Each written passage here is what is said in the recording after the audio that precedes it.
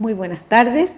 Damos inicio a nuestro programa El maltrato virtual, un problema real, que llega a ustedes gracias al financiamiento del Fondo de Fomento de Medios de Comunicación Social del Gobierno de Chile y del Consejo Regional. Les presento a nuestra experta, Karin Moller, quien nos va a conversar sobre el tema. Quedamos en el programa anterior diciendo que la violencia es algo de nuestros tiempos, que lo tenemos que manejar, que hablamos acerca de cuándo nace el bullying, que no es algo reciente, de dónde nace el concepto, que tú nos contabas que era acerca del bull, que tenía que ver con el provocar.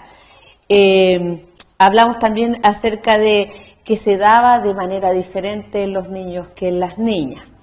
Y se hace necesario como que nos ayudes cómo clasificar este bullying. ¿Cómo podemos clasificar el bullying? Explícanos, por favor. Mira, acá tenemos una gráfica que nos puede ayudar bastante a entender esta clasificación. ¿Ya? Existen dos tipos finalmente de bullying. Uno sería el directo y el otro es una forma mucho más indirecta. En la forma directa, en la agresión física, que es la que se da generalmente en los niños, en los varones, ¿ya? Cuando esa agresión física es directa, son los empujones, los golpes, cuando va pasando y se hacen zancadillas, la agresión física propiamente tal. Que tiene una consecuencia visible. Claro, es cuando vemos llegar a los hijos con la ropa rasgada, con el pantalón roto. O alguna marca en la cara. Claro, ¿ya? Y puede ser indirecto cuando no solo se daña físicamente a ese niño o esa niña, sino que se agrede como a las pertenencias. ¿Ya? En ese caso hay pequeños hurtos, ni siquiera por el valor que pueda tener lo que hurtaron, sino que es por el hecho de quitarte algo, de hacerte un daño. Entonces hay hurtos, hay daño a las pertenencias. Es muy frecuente ver cuando toman las mochilas y las dan vuelta a los basureros, o les echan los cuadernos a los estanques de los baños. Eso es una agresión indirecta. Claro. Entonces, uno dice, bueno, ¿qué pasó en el colegio? Nada. Y uno le pregunta a los hijos cuando llegan, ¿y te pasó algo? No. Y se lo van guardando. Y no hay una consecuencia física que sea evidente, que como familia podamos ver. ¿Ya? Pero es una agresión. No, además uno dice que los niños son desordenados, tiran las cosas por ahí. Claro, ¿ya? Y lo justificamos. Puede ser directo, de manera verbal, ¿ya? Que es muchas veces lo que hacen las niñas, ¿ya? Las señoritas en general, cuando está esto de insultar, burlarse, ponerles apodos que no sean simpáticos finalmente, ¿ya? Porque, no sé, cuando a la Marcela le dicen la Chela, está normalizado, y si a Marcela no le molesta, está todo bien. Pero cuando va la guatona, la fea, la no sé cuánto, esos apodos van causando daño y van produciendo una merma en la autoestima de esa persona. Tenemos un acoso verbal que es indirecto, que es cuando, sin decirte nada, de manera frontal, voy por detrás tuyo generando un rumor.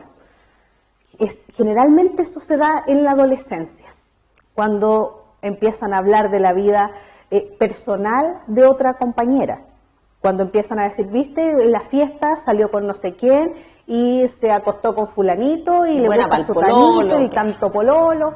Entonces empiezan a generar una serie de rumores que además de muy mala manera no son confrontados.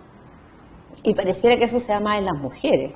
Claro, ahí es cuando hablábamos en el capítulo anterior de la diferencia. Las niñitas, en general las señoritas, son es muy poco frecuente que se dé la agresión física en términos de golpes, una agresión física directa. Si es que hay una agresión física es más bien indirecta, pero generalmente se produce una agresión verbal. Yo voy a dejar hecho a correr un rumor, te difamo, esta es fresca, esta no, ya. Claro, ya. O lo otro que se produce muchas veces es este menosprecio público, cuando sin decir nada pasan por el lado y viene este desprecio, el evitar que alguna compañera se junte con ella, oye, no se junten con fulanita porque es pesada, o si te juntas con ella, yo no te hablo más, porque No va a ella ser no es más tu amiga. popular, claro, y ella no es popular y nosotras sí. Entonces ahí es cuando desde la mirada de adulto uno dice, bueno, ¿qué es ser popular? Bueno, los adolescentes necesitan esta suerte de pertenecer. Claro. Eso es muy importante. Para ellos no pertenecer al grupo es estar absolutamente fuera. Entonces hacen cualquier cosa por pertenecer. Exacto. Y en eso es que muchas veces hay una niña dentro del grupo que es la principal agresora y las otras chicas van como espectadoras siendo cómplices nada más, por seguir a esta chica que actúa como líder del grupo. Entonces ahí es donde empieza a tener sentido cuando uno dice, bueno, si hay que pertenecer a un grupo y es tan importante, además el grupo de pares en la adolescencia, entonces, aunque yo no esté de acuerdo o no piense así, como Lo ella es hago. mi amiga, lo hago. Claro. ¿Ya? Ahora, este bullying, cuando es indirecto, ¿ya? Es cuando tiene una variante, perdón, directo, tiene una variante psicológica también, que son estos gestos de desprecio constante, ¿ya? Que uno podría pensar que no causan daño, pero cuando es reiterado en el tiempo, sí. Si cada vez que un niño o un joven o cualquier persona pasa y otro hace algún sonido, por ejemplo, dice, "Ah", eso va generando un malestar Un importante. deterioro en tu autoestima. Claro, entonces en ese caso es una agresión directa, pero es psicológica, no se ve, no es tangible la agresión. ¿ya? No, y no queda ninguna huella física visible. Y muchas veces, ¿qué es lo que hacemos como adultos? Decimos, es idea tuya. Le pusiste. Claro, no le des tanta importancia. Entonces, como adultos también estamos en esos casos validando la agresión. Y la víctima se siente peor todavía, porque ya tiene un problema con sus compañeros y además los adultos a los que recurro No le creen. no me creen. Entonces ahí es donde como adultos estamos fallando.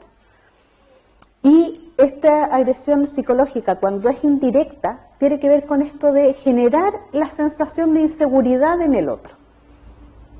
No te voy a pegar, no te he pegado, Pero estoy aquí. pero estoy aquí.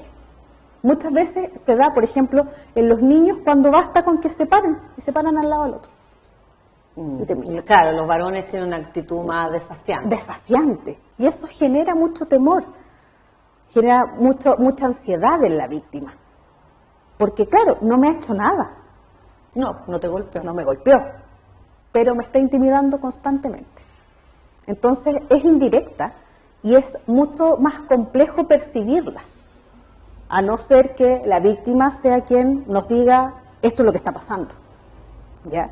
Y como es indirecta, además es mucho más difícil ponerle atajo dentro del contexto escolar. Porque si llega ese alumno, esa alumna, y se lo comenta, por ejemplo, a la profesora jefe, al profesor, el profesor va a ir probablemente y va a conversar con el alumno agresor, y el alumno agresor va a decir, no, yo no hice nada. Y queda la palabra de uno contra la palabra del otro. Claro. Entonces, después de eso, ¿qué va a pasar? El agresor va a ir y va a volver a intimidar a la víctima.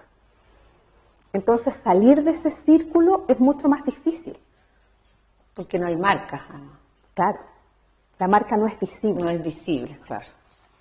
pero es mucho más permanente en el tiempo. ¿Ya?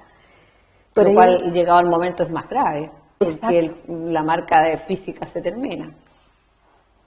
Y estas dos son las que arrastramos después incluso hasta la adultez. ¿Cuántos adultos no encontramos, y nosotros vemos en el área de la salud, que tienen una autoestima que está muy mermada?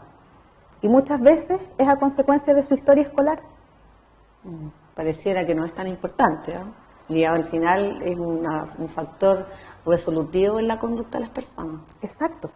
¿Cuántos adultos hoy día nos encontramos con crisis de ansiedad y que todos le echamos la culpa al trabajo, o es que la sociedad en la que estamos? Pero va más allá de eso, porque ese adulto por algo no es capaz de manejar esa ansiedad. Por algo ese adulto no es capaz de poner límites. Por algo ese adulto hoy día queda indefenso frente a una jefatura, por ejemplo, que es capaz de hostigarlo igual. Y se repite la misma historia. Claro, y volvería a sufrir de un abuso, pero ahora en la adultez. Claro. ¿Ya? Y por otro lado, tenemos un bullying que es indirecto, y que tiene que ver con la marginación social, el cosificar a otro. A ver, ¿cómo?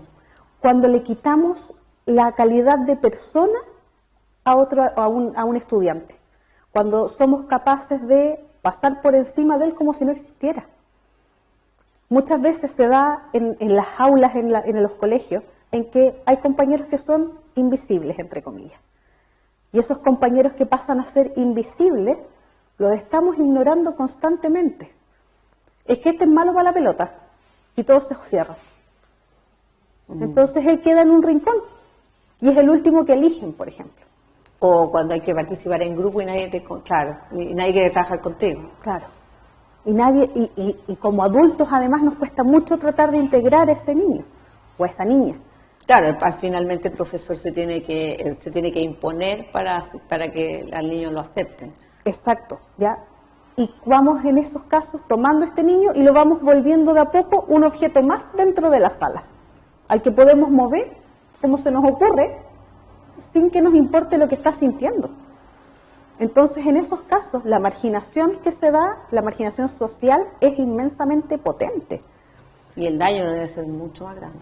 Exacto. Son niños que se retraen mucho y son los que muchas veces terminan con resultados de muerte. Porque total, ese chico percibe que total nadie me ve, no le importo a nadie. Entonces la ansiedad es tanta, el cuadro depresivo que se produce es tan potente que optan por el suicidio. Porque es una forma de ponerle atajo, es una forma de quebrar. Parar de sufrir. Exacto. Entonces, qué fuerte. Y bueno, hay consecuencias en el bullying para todos. Para todos. Tenemos consecuencias para las víctimas, que la más evidente tiene que ver con el fracaso escolar, con el bajo rendimiento. Genera muchas veces trauma psicológico en los chiquillos, el riesgo físico en el caso de las agresiones directas. Estos chicos se vuelven mucho más ansiosos, están insatisfechos con ellos mismos, porque el pensamiento que adoptan es, bueno, ¿qué responsabilidad tengo yo para que me traten así? ¿En qué estoy fallando yo? Por lo tanto, se vuelven niños infelices, se vuelven jóvenes mucho más infelices, a pesar de estar en una etapa del desarrollo en que esperamos que no tengan mayores dificultades. Claro, porque están protegidos. Claro. ¿Ya? Y muchas veces el desarrollo en términos emocionales se ve afectado. Por lo tanto, la víctima tiene efectos que son a largo plazo, que puede arrastrar incluso a la adultez. Por otro lado, los agresores también tienen consecuencias. Básicamente porque puede ser la... O sea, no hay ganancia en ser el malo, digamos. No, para nada. Porque ese que aprende en el colegio a ser el malo, cree que saliendo del colegio, a este mundo real, puede seguir siendo el malo. Entonces son las personas que se enfrascan muchas veces en peleas callejeras, que validan la agresión como una forma de respuesta, que tienen problemas familiares cuando ellos forman su propia familia, porque la agresión es la forma de resolver. Por lo tanto, tengo poder a través de la agresión. O sea, tenemos un primero que sería la consecuencia para la víctima, la consecuencia para el agresor, y hay una tercera consecuencia. Claro, que son los compañeros espectadores. Los compañeros y las compañeras que están observando esta situación de agresión toman una actitud mucho más complaciente. Bueno, pues si no es problema mío, ¿y qué voy a hacer yo? ¿Y qué saco con hablar? Pero si no me quiero meter en problemas. Entonces, en lugar de enfrentar la situación, aprenden a evadirla. Y aprenden a usar la evasión como una forma de resolver problemas. Claro, no es mi problema, no es mi estoy. Problema, claro. Y como no es mi problema, nunca resuelvo. O sea, definitivamente el bullying no termina con el fin de la etapa escolar. No. Uno pensaría que salí de cuarto medio y se acabó esta historia, por fin. Sin embargo, las consecuencias emocionales perduran en el largo plazo. Las víctimas generalmente son personas que en la etapa adulta son muy sensibles a la crítica. Cuando se sienten expuestos son inmensamente ansiosos. Y sobrereaccionan. Y eso puede traer como consecuencia que si no hay un adecuado manejo de esa ansiedad, puedan terminar en algún cuadro ansioso constante, en cuadros depresivos, en autolesiones. Entonces se va arrastrando permanentemente. Por otro lado, los victimarios, como aprenden que la forma de resolver es por medio de la agresión, nos encontramos con padres o madres maltratadoras. Porque van a repetir el modelo de golpe. Claro, porque validan... O de maltrato, en el fondo. Exacto, porque validan la agresión como una forma de imponerse frente a un otro. Y si tengo, por ejemplo, ya de adulto, tengo un hijo que no me hace caso, lo golpeo, o lo grito, o lo mechoneo. También puede ser un femicida. Exacto. Por lo tanto, si la agresión es la forma de resolver, de adulto la sigo ocupando, porque en la infancia me dio resultados. Claro. Entonces, por ejemplo, nos encontramos después en los trabajos con que es esta persona que se vuelve más conflictiva, que puede andar generando enemistades entre grupos, que puede agredir directamente a través del golpe muchas veces, ¿ya? Por lo tanto, se repite un poco el modelo escolar en la vida adulta. La diferencia es que ya no estamos dentro de una sala de clase con un uniforme. Claro. Pero tendemos a repetir muchas veces. Es muy interesante lo que tú nos has dicho y realmente da también para un tema importante, como yo creo que en el siguiente capítulo vamos a conversar acerca de cómo saber si mi hijo es víctima de bullying, cómo ayudarle, cómo estar atento.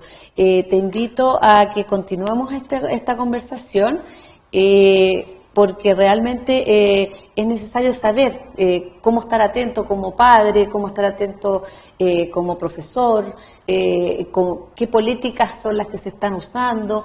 Te invito a que en un próximo encuentro conversemos acerca de este tema. Muchas gracias. Por nada.